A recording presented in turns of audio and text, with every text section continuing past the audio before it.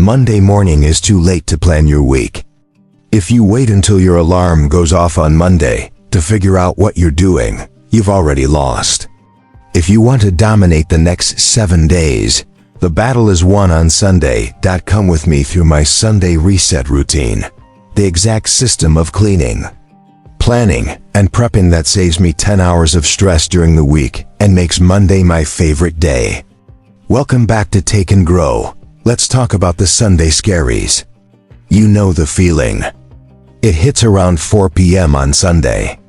The weekend isn't even over yet, but your chest gets tight. The freedom of Saturday is gone, and the obligation of Monday is looming. You start thinking about the emails you didn't answer. You realize you have no clean clothes. You realize the fridge is empty. By the time you wake up on Monday, you are starting the race with a 50-pound weight strapped to your back.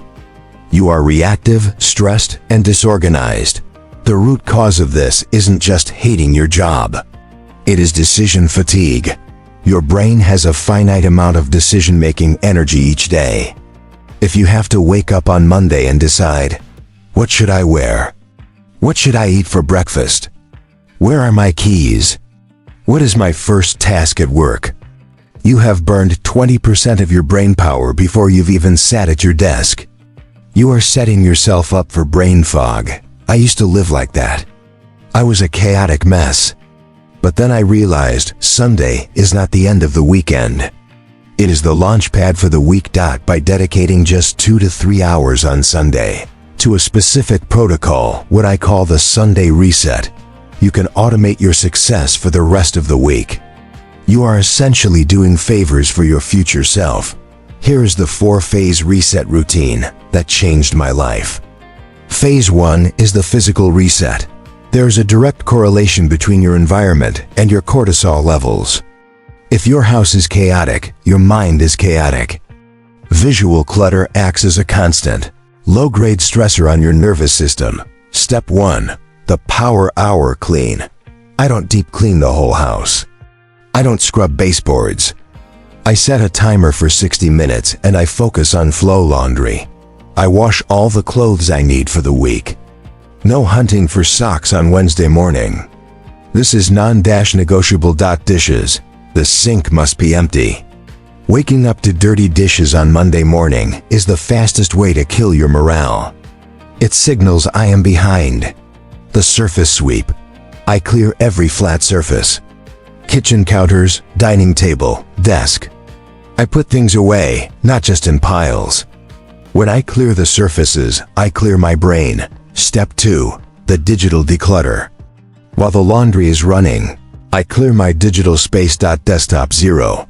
I clear my computer desktop of screenshots and random files. Browser. Tab purge. I close all the tabs on my browser. If it was important, bookmark it. If not, let it go. The downloads folder. Delete, delete, delete. This sends a powerful signal to my brain. We are starting fresh. The slate is clean. The mistakes of last week are gone. Phase 2 is the logistic reset. This is where we buy back our time. We are going to make the dumb decisions now, so we can make the smart decisions later. Step 1. Meal prep, the ingredient method. I don't cook 20 gourmet meals in Tupperware. That's unsustainable and the food gets soggy. I use the ingredient prep method, the rule of 3. I prep 3 proteins, 3 carbs, and 3 veggies. I chop peppers, onions, and cucumbers. I cook a big batch of chicken or tofu. I make a big pot of quinoa or rice. Hard boil 6 eggs for quick energy. Now, during the week, cooking takes 10 minutes instead of 40. I don't have to think about what's for dinner. I just open the fridge and assemble. This saves me money, calories, and massive amounts of willpower. Step 2. The wardrobe lineup. I check the weather for the week. Then, I hang up 5 outfits for Monday through Friday. I check for missing buttons. I check for stains. I steam them if needed. I put them on a separate rack or at the front of the closet. On Wednesday morning, when I'm tired and groggy, I don't have to think. I just grab the Wednesday hanger. It's automated. I look good without trying. Phase 3 is the most important. It is the strategic reset. This is where we kill the anxiety. The anxiety comes from the unknown. It comes from the vague feeling that you are forgetting something. We are going to fix that using a concept called the Zeigarnik effect. The Zeigarnik effect states that your brain remembers unfinished tasks better than finished ones. Your brain will loop on them until they are captured. Step 1. The brain dump. Take a blank sheet of paper. Write down everything that is currently swirling in your head. Email boss about project X, buy dog food, call mom. Sign permission slip. Get it all out of your brain and onto the paper.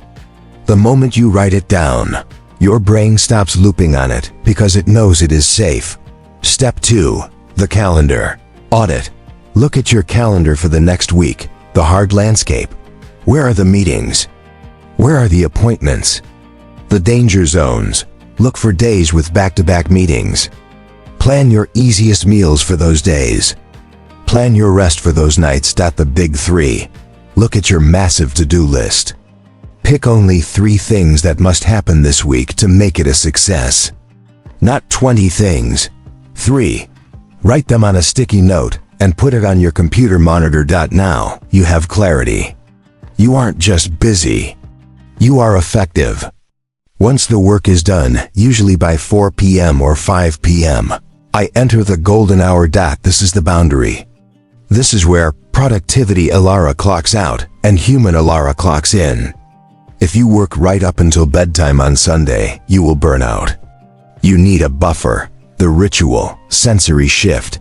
I change the lighting. I turn off the big overhead lights and turn on lamps.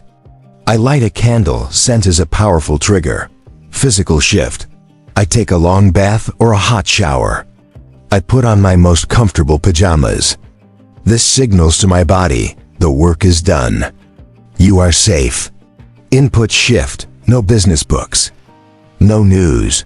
No social media scrolling. This is the time for fiction, for music, or for connection with family. This prevents revenge bedtime procrastination. That thing where you stay up late scrolling because you feel like you didn't get enough me time over the weekend. The golden hour is your me time. Going to bed on Sunday night with a clean house, prepped meals, a planned schedule, and a relaxed body is the ultimate hack for success. You wake up on Monday feeling like a CEO, not a victim. You don't need more discipline on Monday. You need better preparation on Sunday. Systems beat willpower every single time. If you want to change your life, don't try to change your personality. Change your Sunday. If you found this routine helpful, hit that like button. It helps us reach more people who are tired of starting the week stressed. And if you are ready to master your lifestyle and build habits that stick, subscribe to Take and Grow. I have a challenge for you. You don't have to do the whole routine this week. I want you to do just one part of this reset. Maybe just the brain dump, maybe just the surface sweep. Tell me in the comments, what is the one thing you hate doing most on Monday morning? For me, it was finding clothes. Let's solve it together. Thank you for watching. Reset your Sunday. Win your week.